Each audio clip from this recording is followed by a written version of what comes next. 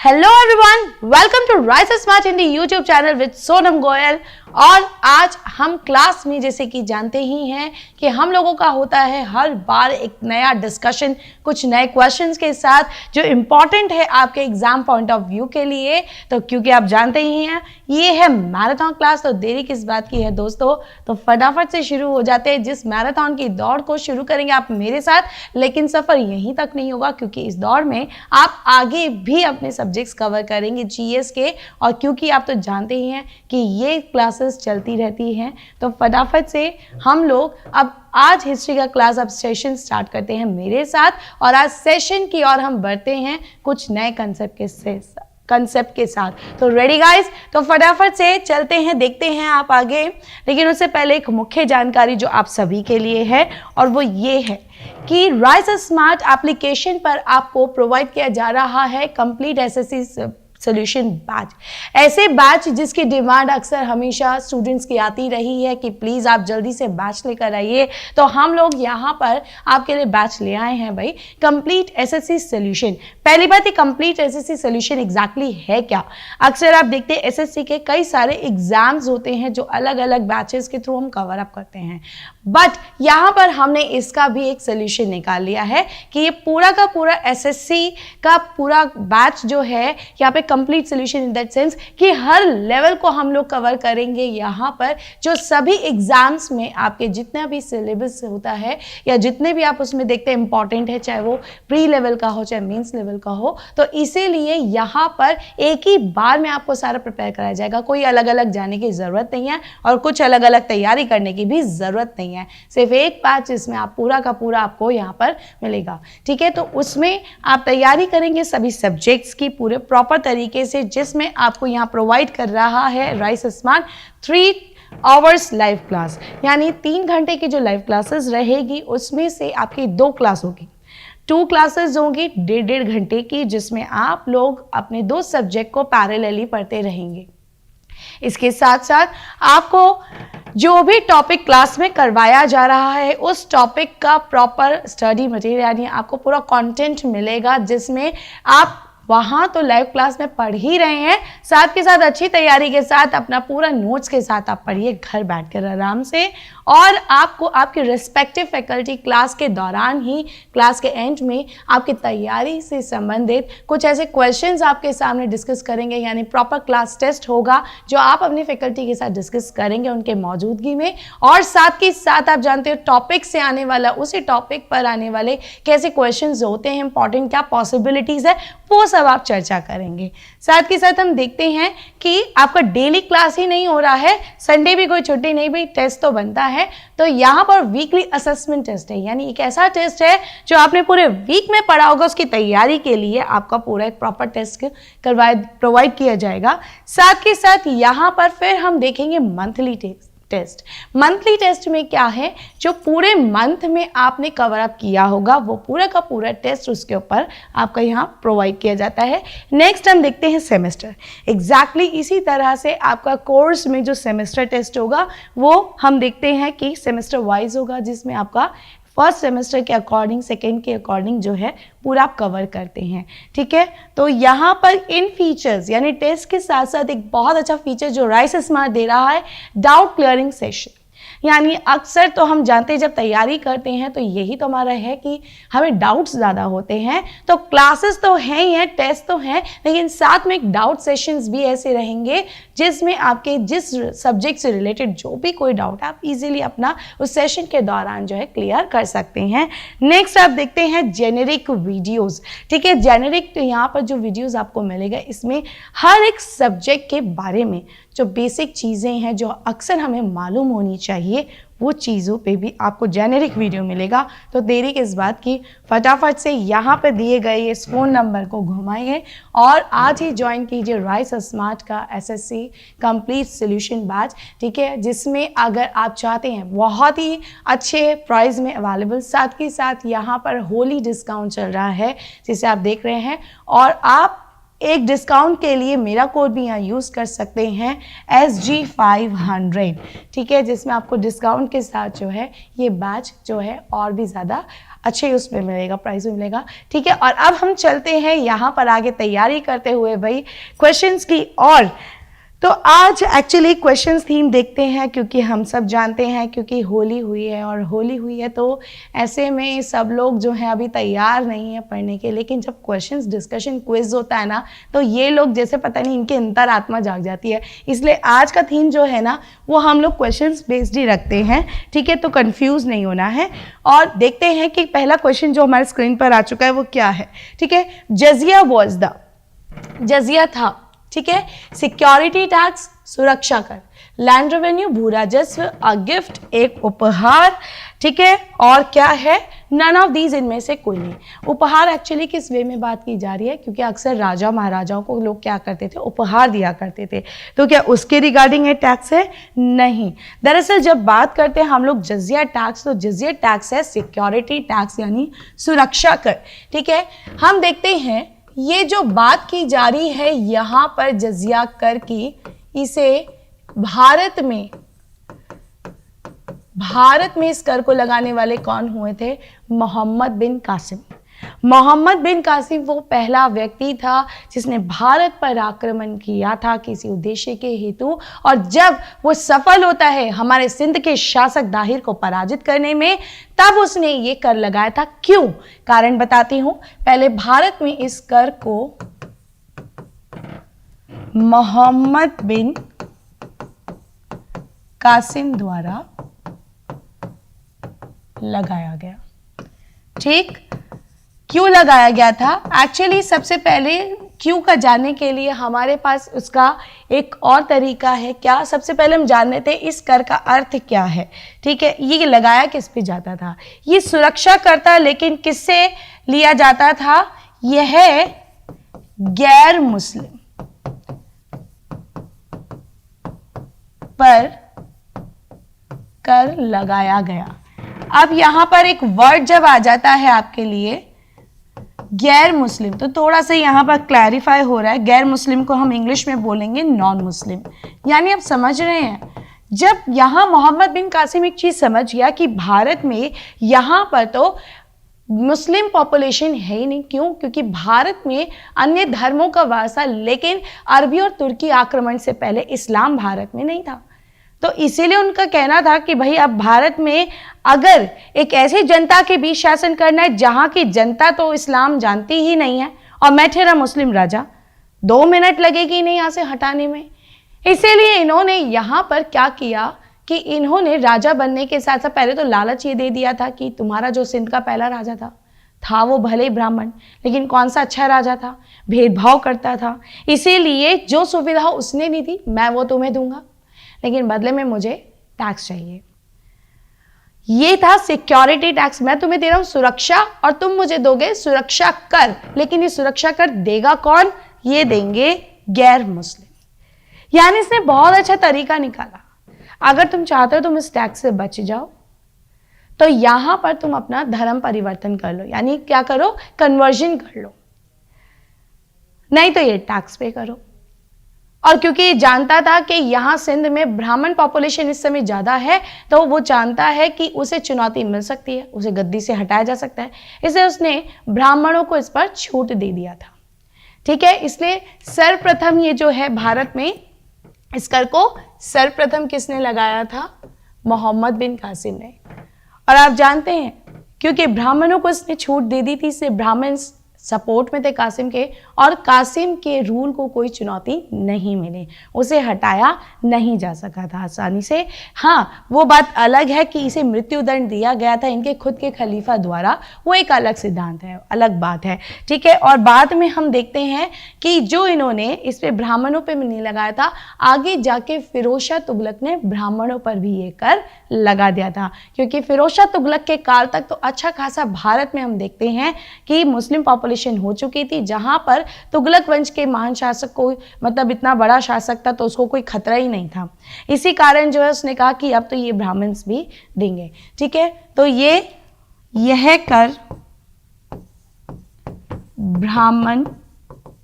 ब्राह्मणों से नहीं लिया जाता था। ठीक है, तो ये जो कर भारत में लगाया गया था, ये लगाया गया था मोहम्मद बिन कासिम द्वारा सर्वप्रथम। ठीक है, यहाँ पर मैंने ये जो चीज़ मिसिंग थी वो लिख दी है, मेंशन कर दी है, तो ये आपको ध्यान देना। चलते इसी के साथ नेक्स्ट क्वेश्चन पर जो आपके सामने स्क्रीन पर है। Who among the following was an illiterate?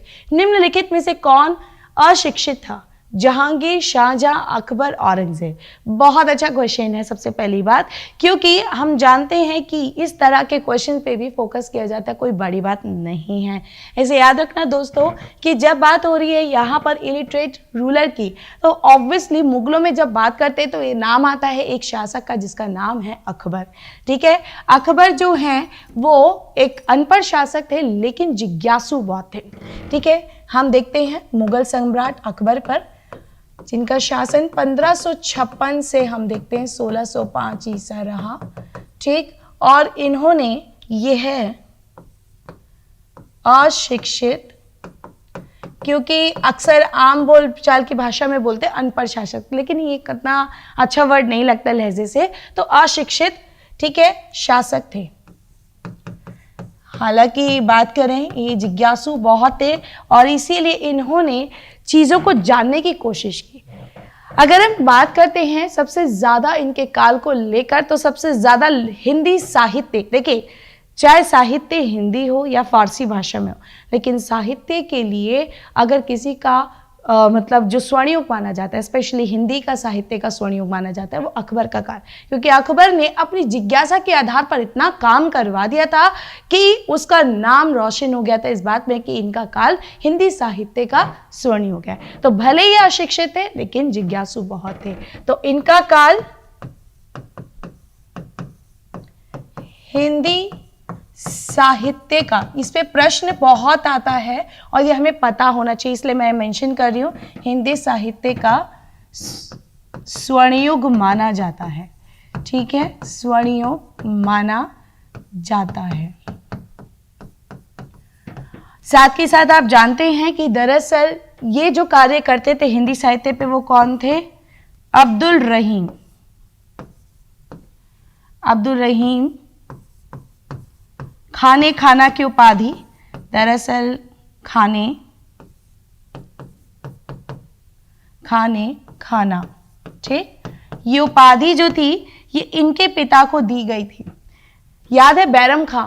Bairam खां अब्दुल रहीम के पिता थे और जानते हैं उसके मरने के बाद जैसे इस बच्चे को छत्र छाया अकबर ने ही दी थी पुत्र के समान।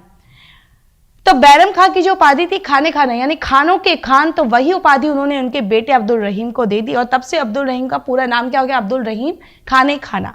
ठीक है, और ये हिंदी लेखक थे, इनके काल में हिंदी साहित्य पे काम करते थे। और आप जानते हैं इन्होंने इवन अगर बात करते हैं कि जैसे हमारे रामचरितमानस, तो उन्होंने रामचरितमानस पे भी मतलब उसका भी अनुवाद जो है फारसी भाषा में किया था, यानी एक तरह से रामचरितमानस भी जो हिंदी साहित्य का भाग है उसको इन्होंने उस पर भी कार्य किया गया था जो तुलसीदास द्वारा रचित है। ठीक है, तो लिख सकते हैं इन्होंने रामचरितमानस का अनुवाद फारसी भाषा में किया, यानी आप कह सकते हैं एक तरह से हिंदी साहित्य पे काम किया जा रहा है। और अकबर अगर बात करते हैं अन्य धर्मों को लेकर, तो अकबर ऐसा नहीं है कि जानने के जिज्ञासु के पॉइंट ऑफ व्यू से अगर बात करें, ही वाज सो क्यूरियस। ठीक है, जिज्ञासु मतलब क्यूरियोसिटी, क्यूरियस थे वो जानने के लिए, और इस कारण से तो इन्होंने इबादत खाना की भी स्थापना की थी। ठीक है, 1575 ईसा में, मतलब 1575 ईसा में, ठीक है, 1575 एडी में हम देखते हैं इन्होंने इबादत खाना की स्थापना की। ठीक है, इबादत खाना की स्थापना की। इबादत खाना में भी आप जानते हैं ये धार्मिक चर्चा होती थी, धार्मिक चर्चा के लिए बड़ा फेमस था। और शुरुआत में इसके दरवाजे जो थे वो इस्लाम धर्म के लिए खुले थे, लेकिन बाद में अकबर ने सभी धर्मों के लिए दरवाजे खोल दिए थे, जिसके बाद से हर धर्म के लोग जो हैं एक धार्मिक विषय को लेकर चर्चा कर कर अपने उस पर अलग अलग टिप्पणियां देते थे, डिस्कशन करते थे। और चलते इसी के साथ अगले क्वेश्चन पे जो आपके सामने स्क्रीन पर आ चुका है। The practice of sijda and paibos was introduced by, सिजदा और पैबोस की प्रथा किसके द्वारा शुरू की गई थी? इल्तुतमिश, गियासुद्दीन बलबन, अलाउद्दीन खिलजी, फिरोज शाह तुगलक। तो हम यहाँ पर देखते हैं कि यहाँ पर फोकस किया गया है, जो क्वेश्चन बहुत पूछते हैं सिजदा और पैबोस की, तो नाम आता है एक महान, मतलब महान नहीं कहेंगे, एक दुष्ट शासक, ठीक है, खतरनाक दुष्ट शासक जिसकी भयंकर जैसी अगर आप देखते हैं ना शक्ल थी और मेंढक जैसी आंखें थी, तो वो कौन था? गियासुद्दीन बलबन।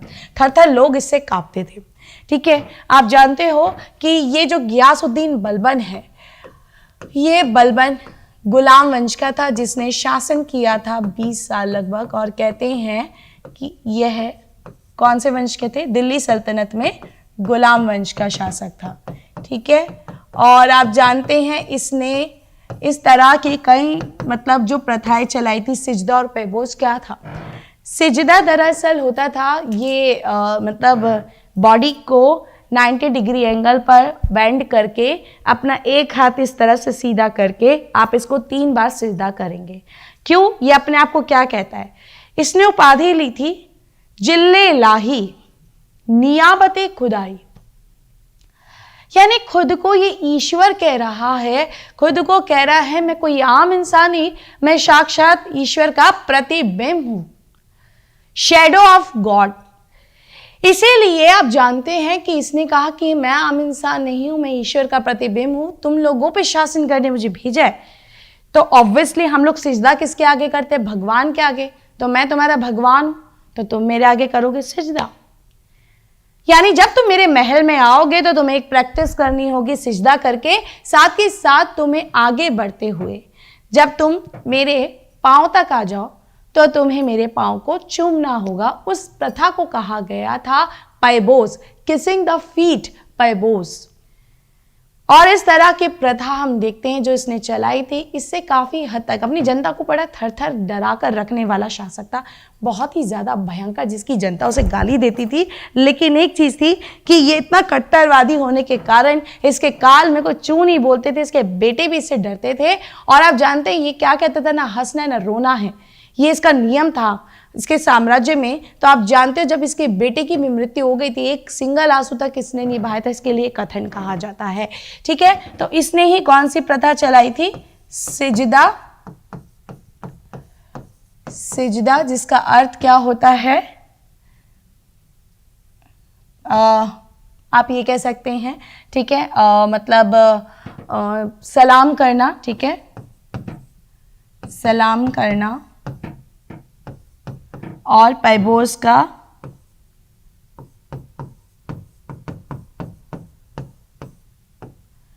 पैरों को चूमना, ठीक है। तो इस तरह से जो है आप ये प्रैक्टिस करेंगे। साथ के साथ इसने कौन सी उपाधि ली थी जिसके लिए बड़ा फेमस रहा था? इसने दरअसल धर्म और सत्ता को, ये सत्ता को धर्म के आधार के ऊपर लेकर चलता था, जिसे बाद में हम देखते हैं बहुत अच्छे से डिफाइन करते हैं। कौन? अलाउद्दीन खिलजी। जिस अलाउद्दीन खिलजी ने धर्म को और सत्ता को अलग अलग रखा, क्योंकि उनके लिए धर्म एक अलग चीज़ है और सत्ता अलग चीज़ है, लेकिन इसने तो मर्ज कर दिया था, ठीक है। तो उसने क्या कहा? कौन सी उपाधि ली? जिल्ले इलाही, ठीक, या ये कहता था नियाबते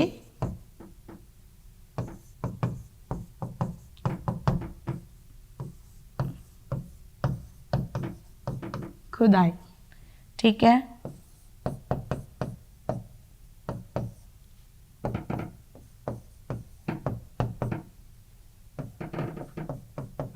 इंग्लिश में भी होना चाहिए, क्योंकि ताकि बच्चों को जो है कोई परेशानी ना रहे, ठीक है। नियाबते खुदाई, ठीक है। तो बहुत ही अजीब टाइप का ये शासक रहा था, जिसकी अगर हम बात करें तो बहुत अजीब था, ठीक है। अब आगे चलते हैं हम इसी के साथ और देखते हैं नेक्स्ट क्वेश्चन आपका आता है, who lead the successorship of Marathas after Chhatrapati Shivaji. Chhatrapati Shivaji के बाद मराठों के उत्तराधिकारियों का नेतृत्व किसने किया? शाहू जी, संभाजी, राजा राम, ताराबाई। बहुत अच्छा क्वेश्चन है, मराठों से है, बहुत इंपॉर्टेंट है क्योंकि हम जानते हैं अक्सर मराठा पे क्वेश्चन आते हैं और ऐसा कोई ईयर नहीं होता। अगर हम बात करते हैं एसएससी के एग्जाम्स को लेकर इंपॉर्टेंटली, तो वहां पर किसी ना किसी जगह पर आपको एक शिवाजी का क्वेश्चन मिल ही जाता है, जिस पर अगर बात करते हैं, ठीक है, तो हम यहाँ पर शिवाजी के उत्तराधिकारी कौन थे? शिवाजी के उत्तराधिकारी होते उनके बेटे संभाजी, ठीक है, संभाजी उनके बेटे जो थे। संभाजी जिन्होंने शासन की गद्दी ठीक अपने पिता के मृत्यु के बाद संभाली थी। हालांकि इस बात पर विवाद था क्योंकि शिवाजी की भी जो है दो पत्नियां थी, ठीक है, 2 पत्नियों में से मतलब दोनों के पुत्र थे, एक संभाजी और एक इनके भाई थे, ठीक है, जिसको कहते हैं राजा राम। तो दोनों में उत्तराधिकारी के पद को लेकर विवाद था, लेकिन बाद में संभाजी को ये पद दिया गया था, ठीक है। और आप जानते हैं कि शिवाजी की मृत्यु के दौरान ये कैद में थे, लेकिन बाद में ये रिहा कर दिए गए थे। तो बात करते हैं संभाजी की, तो जानते हैं कि दरअसल इसके शासनकाल की अगर बात करें तो काफ़ी हद तक पावरफुल तो थे, बट काफ़ी हद तक जैसे कहते हैं ना कि षड्यंत्र वगैरह ये सब होने के कारण इनके काल में अष्टप्रधान जिसका निर्माण शिवाजी ने किया था उसका क्या हो जाता है, एक तरह से मतलब कहते हैं ना विघटन, ठीक है। तो क्या होता है, इनके शासनकाल में अष्टप्रधान का अष्ट प्रधान का विघटन हो जाता है, जिस पर यह प्रश्न आता है।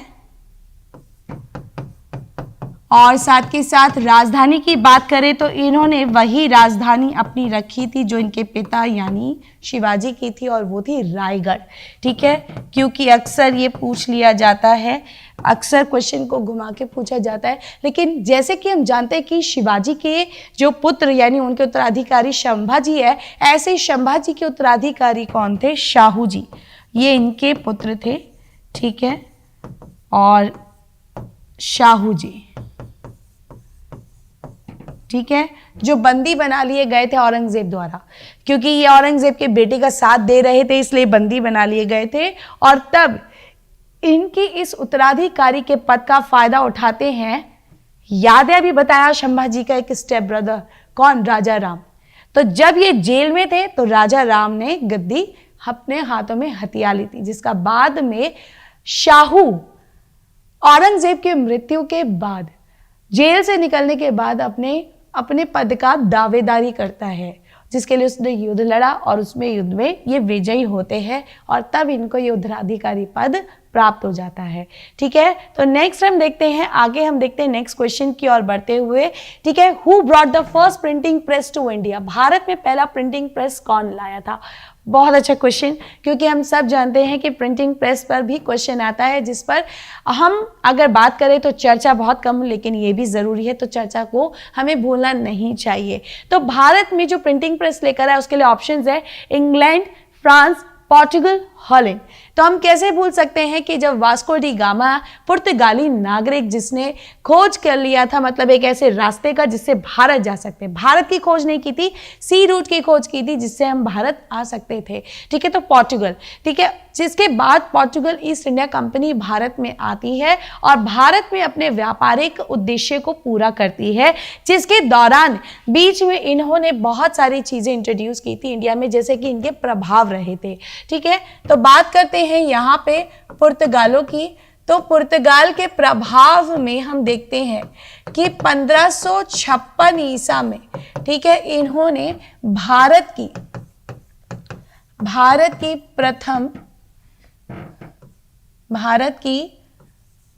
प्रथम प्रिंटिंग प्रेस की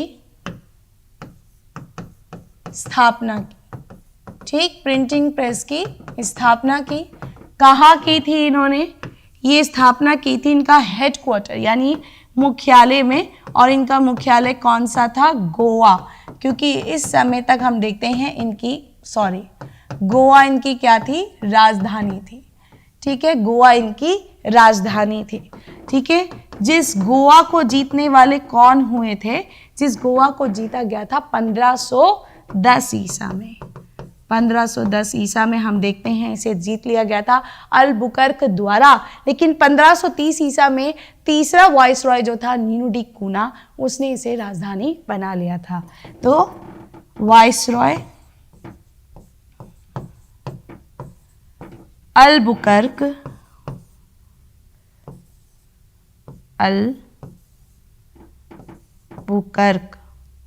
द्वारा जीता गया था। और आप जानते हो, जैसे कि हम सभी जानते हैं कि जो कंपनीज भारत में आई थी उनके वाइसरॉय ज़रूर होते थे, क्योंकि उस कंपनी को ताकि इजीली डायरेक्ट किया जा सके, क्योंकि जो सत्ता इनकी पुर्तगाल में है वो तो डायरेक्ट आके नहीं करेंगे, तो वहाँ से इनके नियंत्रण में एक कंपनी को ऑपरेट करने वाला चाहिए होता है। और ये अलबुकर्क जो थे ये बहुत ही पावरफुल वाइसरॉय था। ये था सेकंड वाइसरॉय, यानी दूसरा वाइसरॉय, ठीक है, पुर्तगालियों का।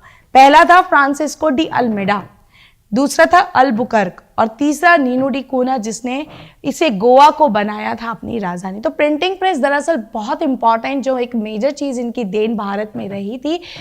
दरअसल ये अपने ऑफिशियल कामों के द्वारा जो इसको यूज़ करते थे। और हम देखते हैं आगे जाकर 1564 में आप देखते हैं कि लगभग जो है 9 साल बाद आपको नज़र में आ रहा है कि जो 8 साल के अंदर अंदर कि मतलब इन्होंने विज्ञान पर एक सबसे पहले जो किताब छपी थी इस प्रिंटिंग प्रेस से, विज्ञान के ऊपर, ठीक है, जिसके लेखक का कुछ इतना आता पता नहीं है, लेकिन साइंस के बारे में इसको प्रिंट किया गया था। और उसके बाद से भारत के अगले कई जगहों में इसका प्रभाव आता है। लेकिन अगर भारत में पुर्तगालियों के प्रभाव की बात करते हैं तो प्रिंटिंग प्रेस से इनका प्रभाव नहीं था। भारत में अगर हम बात करते हैं, जैसे ये आलू और तंबाकू की खेती की शुरुआत भी इन्होंने की थी, जहाज निर्माण भी इन लोगों की देन थी भारत में। तो इस तरह के प्रभाव भारत में पुर्तगाली ही लेकर आते हैं, ठीक है। तो आगे चलते हैं हम लोग। नेक्स्ट आप देखते हैं, who was the founder of French east India company in India. भारत में फ्रेंच ईस्ट इंडिया कंपनी के संस्थापक कौन थे? Colbert, Robert Hooke, Henry Middleton और स्मिथ। बहुत अच्छा क्वेश्चन है, क्योंकि फ्रेंच ईस्ट इंडिया कंपनी के बारे में भी थोड़ा बहुत तो जाना बनता है। तो आइए बात करते हैं फ्रेंच ईस्ट इंडिया कंपनी। तो फ्रेंच ईस्ट इंडिया कंपनी जो थी दरअसल भारत में ये कब आती है? लुइस 14 हम देखते हैं, ठीक है। लुइस 14 के काल में इसका नियंत्रण किया, इसका निर्माण किया जाता है किसके नियंत्रण में? कॉलबर्ट के, ठीक है। तो बाय कॉलबर्ट द्वारा, ठीक है। हिंदी में इसको कॉलबर्ट द्वारा लिखेंगे, इंग्लिश में इसको बाय कॉलबर्ट लिख सकते हैं, ठीक है। उसके द्वारा नियंत्रित किया गया था। किस सन में? ईयर था आपका, साल था आपका 1664 ईसा, जिसके बाद हम देखते हैं भारत में इसका आना होता है, ठीक है। और तब इसको हम देखते हैं कि ये जो भारत में फ्रेंच ईस्ट इंडिया कंपनी आती है, इन्होंने भारत में आकर सूरत के क्षेत्र में अपनी पहली फैक्ट्री स्थापित कर ली थी। और दूसरी फैक्ट्री स्थापित करते हैं अपनी मसूलीपट्टनम में, ठीक है, जहां पर इनका उद्देश्य भी क्या रहा था? भारत में व्यापार रहा था। तो पहली फैक्ट्री कहाँ होती है? सूरत में, और दूसरी फैक्ट्री मसूलीपट्टनम। आपको जानते हैं कि दरअसल ये फ्रेंच ईस्ट इंडिया कंपनी, यानी बात करें फ्रांसीसियों की, तो भारत में ये बहुत विकसित हो रहे थे, भारत में काफ़ी फायदा ये लोग कमा रहे थे, लेकिन काफ़ी प्रोग्रेस कर रहे थे। लेकिन यहाँ पे जो इनके कॉम्पिटिटर्स थे, जिन कॉम्पिटिटर्स की बात करें तो हम भी जानते हैं कौन थे? ब्रिटिशर्स, जिनका उद्देश्य था भारत में शासन करना।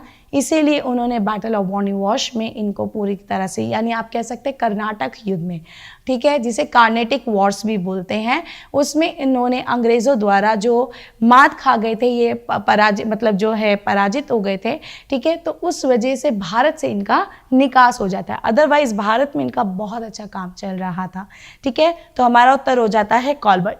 और आगे चलते हैं हम नेक्स्ट क्वेश्चन, एक और आपके सामने जो आ चुका है, बहुत ही अच्छा क्वेश्चन है।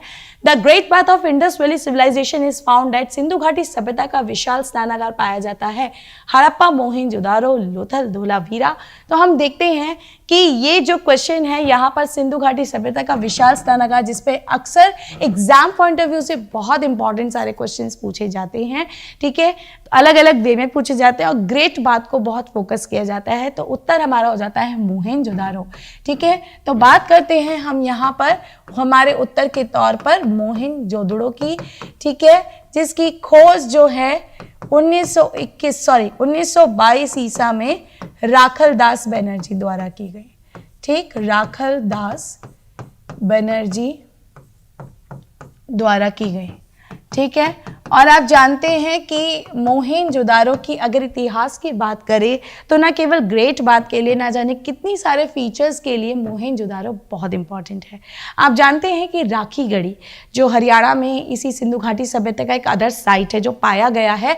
अगर हम राखी गढ़ी से पहले की बात करें तो सबसे बड़ा जो हेक्टेयर में फैला हुआ क्षेत्र था, कोई अगर स्थल था इस सभ्यता का तो वो मोहनजोदारो था। लेकिन राखी गढ़ी में हाल ही में 2014 में और 2016 में कुछ ऐसे टीले मिल गए जिसके कारण उसका आकार जो है वो मोहनजोदारो से ज़्यादा विकसित पाया गया और तब पता चला कि सबसे बड़ा जो शहर है वो राखी गढ़ी। लेकिन उससे पहले कितने हेक्टेयर में फैला हुआ था? ये 300 हेक्टेयर में।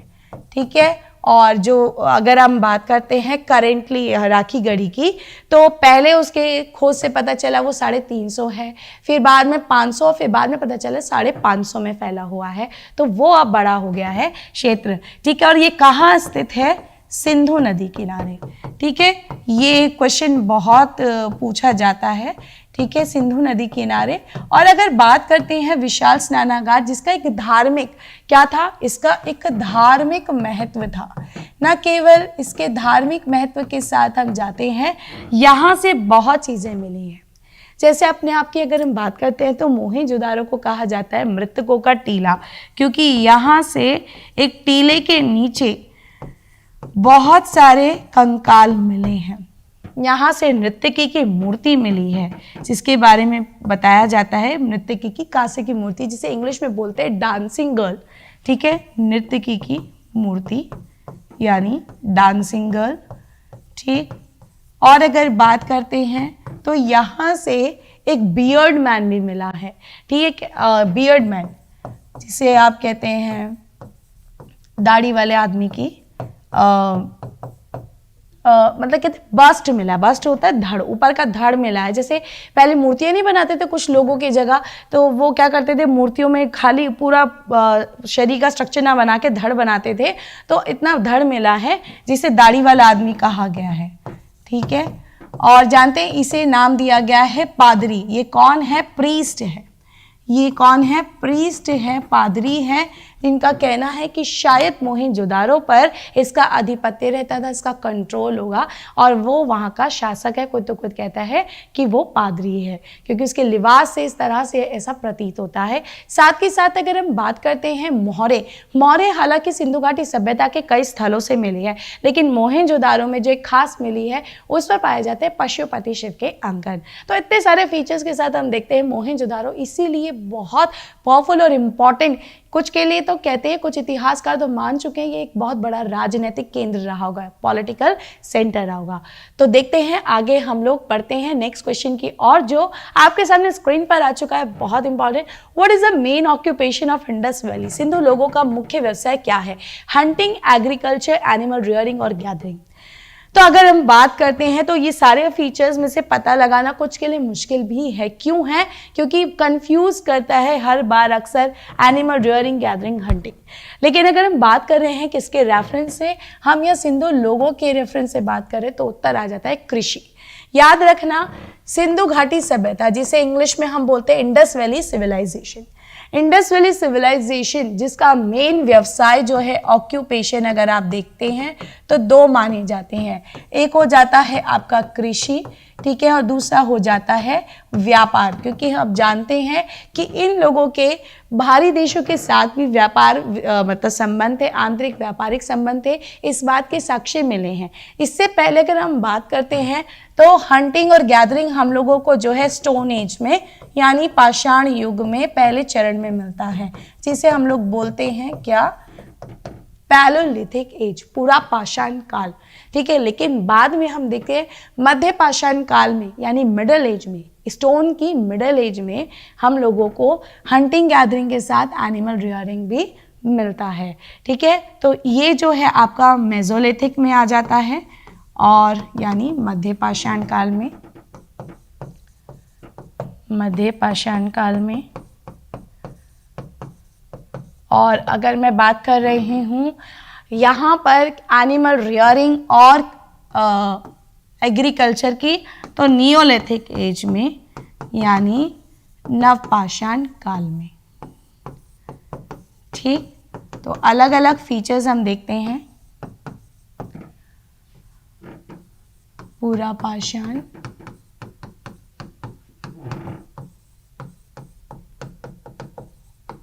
Palaeolithic age.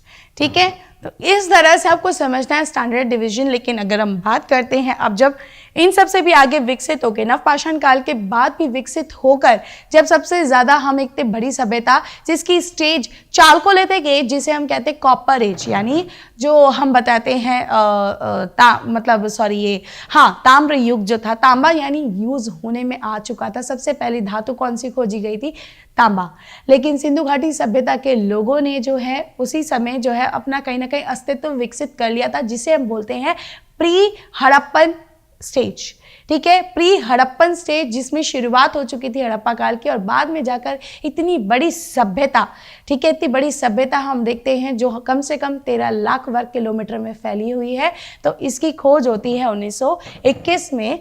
ठीक है, और जिसके खोज करता है दयाराम साहनी।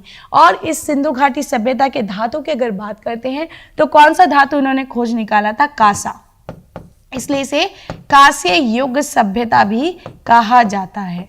कांस्य युग सभ्यता, जिसे आप इंग्लिश में बोलेंगे ब्रॉन्ज एज सिविलाइजेशन, क्योंकि इन लोगों ने, सिंधु घाटी सभ्यता के लोगों ने क्या किया था कि ये लोग कॉपर जान चुके थे, क्योंकि सबसे पहला धातु तो कॉपर ही आया, फिर आया टिन।